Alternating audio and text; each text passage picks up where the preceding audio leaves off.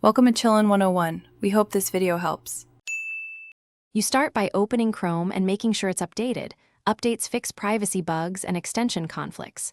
Once done, close or bookmark any sensitive tabs so you don't lose work.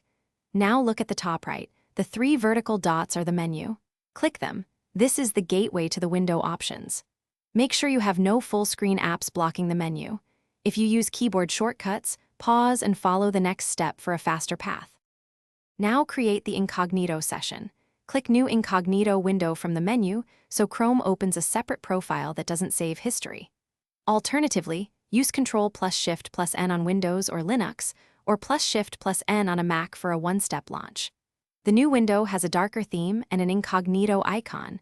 That visual cue matters so you don't mix private browsing with normal browsing. Note that extensions are disabled by default. Enable them intentionally if you need functionality. Use Incognito for temporary sessions. Chrome won't save your history, cookies, or site data, but downloads and bookmarks remain, so move anything sensitive before closing. When finished, close every Incognito window to clear session data. Simply closing a single tab won't fully end the session if other Incognito windows remain.